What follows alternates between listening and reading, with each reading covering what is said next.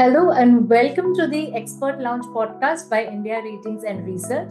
I'm Rajashri Roy, and with me today I have Shivraj Patil, who is the author of our latest report, which is titled Key IBC Reforms: A Progressive Effort, Challenges in India's Insolvency Ecosystem to Persist.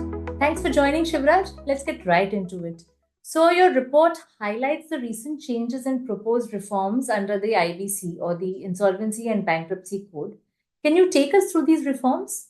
Thanks, Rashri. The key amendments and proposals this year focus on improving how insolvency cases are managed, especially in terms of timelines and stakeholder participation. Some of the notable changes include mandatory disclosure of MSME status during the resolution process and provisions for appointing facilitators in cases with large creditor classes.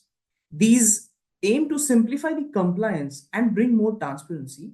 Even more recently, after the publication of our report, the insolvency regulator on 26th of May 2025 notified further changes to the regulations, which include to facilitate part-wise resolution of the corporate debtor, harmonize timelines for payment under resolution plan, enable presentation of all plans before the Committee of Creditors or COC, as well as empower COC to direct the resolution professional to invite the providers of interim finance to attend the creditor meetings.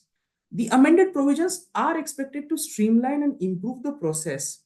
Now, some stakeholders have highlighted concerns around some of the amended provisions. However, this is a developing story. That does sound like a step forward. I do understand that there are some concerns. So, can you shed some light on those? Yes, while the reforms are operationally positive, their success depends heavily on how consistently they are implemented on the ground. For instance, delays at the NCLT remain a major issue. Even in cases where resolution plans are already approved by the Committee of Creditors, these delays can derail the process or even lead to liquidation of assets that could have been resolved in time. Understood. So, your report also touches upon changes for real estate insolvencies. What's happening over there? Right. So these are targeted provisions now that allow handover of completed units during insolvency and make it easier for home buyers to submit resolution plans. These steps are welcome because they recognize the unique nature of real estate cases in India. But challenges still remain, mainly in the areas like cooperation, on coordination with land authorities, funding issues, and especially in large or stalled projects. Thanks, Shivraj. So, I understand that judicial delays and post resolution uncertainties have been long standing issues in the IBC. Has anything changed over there? Unfortunately, not much. The recent Bhushan Power case has again raised concerns around the finality of resolution outcomes. While the decision upholds compliance standards and rule of law, the delay in adjudication shows we still lack clarity and speed, which are both essential to build long term investor confidence in the IBC process.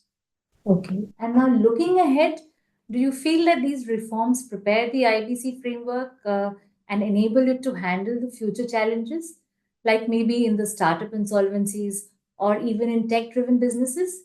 That's a valid point, Rashri. While the IBC is flexible enough in its legal structure to accommodate different resolution strategies, newer cases involving intellectual property, tech continuity of the platforms, or treatment of employee dues would definitely need clear guidance. One last question from my side. So, from a recovery standpoint, what does all this mean for investors in the NPA backed security receipts? Yes. So recoveries still depend on timely resolution and how enforceable the resolution plans are.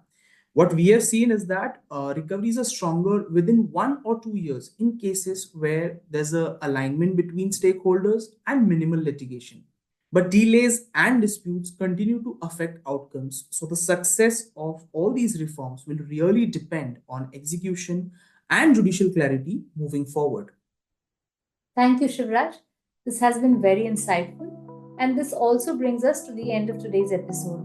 For more details, you can find our full report at www.indiaratings.co.in under the Research and Publications tab. Thank you for tuning in. Goodbye.